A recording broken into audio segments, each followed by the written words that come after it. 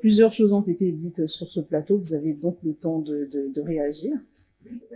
Quand j'écoute Maître Bouanga, c'est ça, je me pose la question si nous avons affaire à un gouvernement qui a passé 20 ans dans l'opposition, qui se retrouve aux commandes, qui découvre l'état des comptes publics, qui découvre la face arrière des choses. Non.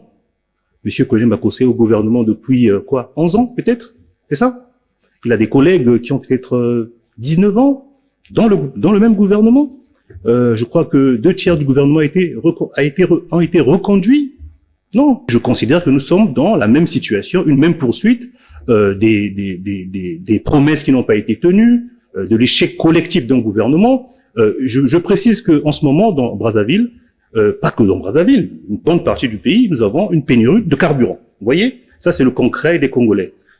J'ai été victime en tout cas manque de carburant comme tout le monde. Je n'ai pas accès aux réserves stratégiques comme certains, et c'est une situation récurrente. Vous connaissez le poids du poste dépense transport dans ce pays, combien ça coûte. Ça veut dire que ça a aussi un impact sur les produits, sur le prix des produits, etc., etc. Là, on peut faire quelque chose.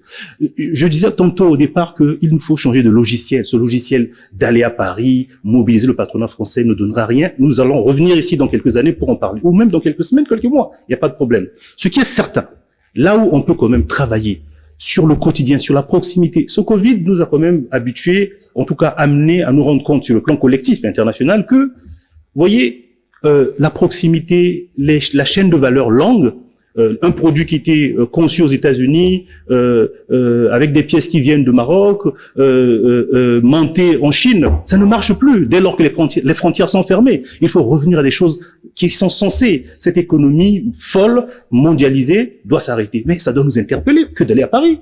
Le carburant dont je vous parle, imaginez si on arrivait à travailler là-dessus avec la RDC. Ça s'appelle l'économie de proximité. Donc, si nous travaillons sur ce genre de choses, et c'est à notre portée, un pays pétrolier qui est incapable de donner du carburant à tout le monde avec des prix décents. Le transport au Congo est un vrai problème et ça a un impact sur les produits de consommation courante, etc., etc. Tout à l'heure, on parlait du fait qu'il y aura des retombées. J'ai l'impression que la phrase de comment on appelle, c'est Monsieur Ferry qui avait à l'époque dit en 1885 que oui, la politique coloniale c'est la fille de la politique industrielle.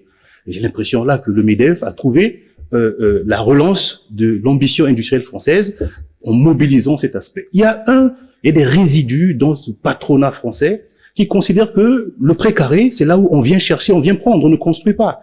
Les discours gagnant-gagnant, co-développement, poursuite, etc., etc. C'est des discours qui sont creux. Je dis que faisons quand même le point de ces 200 entreprises françaises au Congo.